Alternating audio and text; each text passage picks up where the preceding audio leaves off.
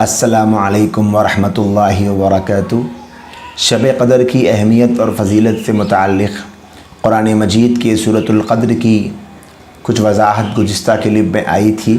حضرت ابو ہریرہ رضی اللہ تعالی عنہ سے مروی بخاری اور مسلم میں موجود ہے۔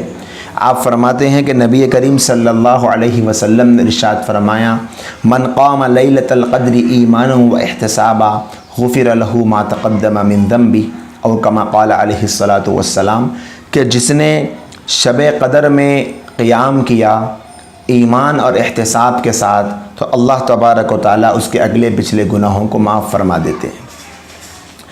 اس میں اللہ کے نبی صلی اللہ علیہ وسلم نے شب قدر کی فضیلت اور اہمیت کی طرف اشارہ فرمایا ہے۔ خاص طور پر جو شب قدر کے طالب ہیں، شب قدر کو تلاش کرنا چاہتے ہیں، شب قدر کو پانے کا جذبہ رکھتے ہیں، ان کے لیے بہت زیادہ اہمیت کی حامل یہ حدیث ہے کہ اگر اس ایک حدیث پر بھی اگر کوئی عمل کر لے اور صحیح نیت کے ساتھ اپنے آپ کو خالص اللہ کے لیے خاص کر کے اللہ کی رضا کے لیے اگر کوئی ایک رات شب قدر کی پالے تو اس کی زندگی کے سارے مسئلے حل ہو جائیں گے۔ نبی کریم صلی اللہ علیہ وسلم فرماتے ہیں کہ جو من قام لیلۃ القدر، جو شب قدر میں کھڑا ہو، کھڑے ہونے کا مطلب یہاں پر نماز پڑھنا ہے، اور نماز پڑھنے کے ساتھ ساتھ اس میں دوسری عبادات بھی شامل ہے کہ تلاوت کرے، ذکر کرے، دعا کرے، مناجات کرے، اللہ کے سامنے توبہ کے دروازے کو کھٹکھٹائے، گناہوں کی معافی چاہے، اللہ کے سامنے گڑ گڑائیں، یہ سب چیزیں اس میں داخل ہے۔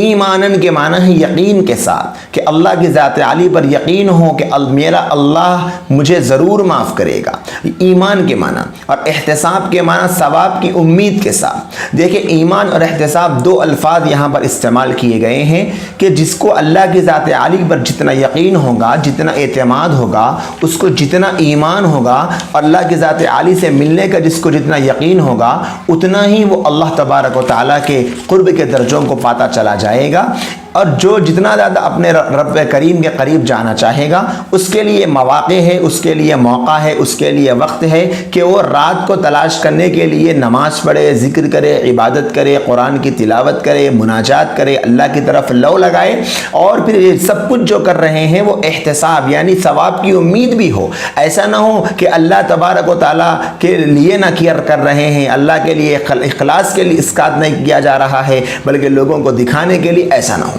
بلکہ اللہ کے لیے کیا جائے۔ تو اس کے اوپر جو انعام ملتا ہے اس انعام کے بارے میں ہمیں غور کرنے کی ضرورت ہے۔ غفر له ما تقدم من ذنبی، اللہ اگلے پچھلے دونوں گناہوں کو معاف فرما دیتے ہیں۔ جہاں پر بھی اس طریقے کی احادیث ہم پڑھیں گے، ہمیشہ یہ اصول اپنے ذہن میں رکھیں، اس طریقے کی احادیث کے جہاں پر بھی گناہوں کے بخشنے کا تذکرہ ہم کو نظر آتا ہے تو ہم یہ سمجھ لیں کہ علماء کا اجماع ہے اس بات پر کہ وہاں گناہ صغیرہ مراد ہے، اس لیے کہ قرآن مجید میں جہاں پر بھی گناہوں کی بخشش کا تذکرہ آتا ہے تو اللہ نے الا من توبہ کے ذریعے سے وضاحت فرمائی، یعنی جتنے گناہ کبیرہ ہے وہ توبہ سے معاف ہوتے ہیں، بغیر توبہ کے معاف نہیں ہوتے۔ لہذا جہاں پر بھی ایسی حدیث ہم کو نظر آئے گی اس سے مراد یہ ہوگا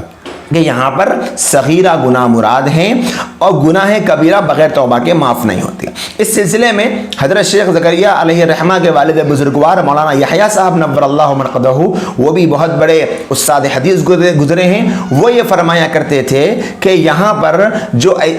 اللہ کے نبی علیہ السلام فرماتے ہیں گناہ معاف ہو جاتے ہیں تو صغیرہ مراد ہے۔ صغیرہ مراد ہونے کی وجہ یہ ہے کہ اول تو کسی ایمان والے سے کبیرہ گناہ کے ہونے کا امکان ہی نہیں ہے۔ اگر کبھی گناہ ہو جاتا ہے تو ہوتے ہی وہ فوراً توبہ کر لیتا ہے، کبیرہ گناہ اس کے ذمے میں باقی نہیں رہتا، اسے شرمندگی ہوتی ہے، ندامت ہوتی ہے، وہ فوری طور پہ استغفار کر کے توبہ کر کے اپنے گناہوں سے معافی چاہ کر اپنے کبیرہ گناہ کو صاف کر لیتا ہے۔ لیکن اس کے باوجود اگر پھر بھی گناہ باقی رہ جاتا ہے، توبہ اگر کسی سے غفلت ہو جائے وہ نہ کرے، تو ایسے موقعوں پر جیسے شب قدر ہے تو اس رات میں جب اللہ کی طرف متوجہ ہوگا تو اس کے لیے یہ تو لازم ہے کہ وہ روئے، اللہ کے سامنے گڑ گڑائے، ندامت اس کو آ جاتی ہے، شرمندگی ہوتی ہے، اپنے اعمال پچھلے اعمال پر اس کو ندامت ہوتی ہے، وہ روتا ہے، توبہ کرتا ہے تو ضرور اس کے گناہ کبیرہ بھی معاف ہو جاتے ہیں۔ تو مطلب یہ ہے کہ جب کوئی رات میں قیام کرے یا شب قدر کے لیے اپنے آپ کو کھڑا کرے، ثواب کی نیت ہو، یقین ہو، تو اس کے کبیرہ گناہ تو توبہ سے معاف ہو جاتے ہیں اور صغیرہ صغیرہ گناہ بھی اللہ تبارک و تعالیٰ اس عمل کی برکت سے معاف کر دیتے ہیں۔ تو یہ ہے شب قدر کی اہمیت اور فضیلت۔ ہم کوشش کریں اس بات کی کہ ہم اس ثواب کو پانے والے بنیں، اس فضیلت کو پانے والے بنیں، اس مقام کو پانے والے بنیں۔ شب قدر ہم تلاش کریں، شب قدر اگر مل جائے تو ہم اس کو اپنی زندگی کا سب سے اہم ذریعہ اور سبب سمجھیں نجات کا، اور اس میں جو اعمال ہم کر سکتے ہیں کرنے کی کوشش کریں۔ شب قدر کو تلاش کرنے کا طریقہ کیا ہے، شب قدر کے ملنے کا بہترین وقت کیا ہے، حدیث میں شب قدر کو کب تلاش کرنے کو کہا گیا ہے، انشاءاللہ آئندہ ہماری کلپوں میں وہ آپ سنیں گے۔ اللہ ہم تمام کو توفیق عمل نصیب فرمائیں۔ وآخر دعوانا ان الحمد للہ رب العالمین۔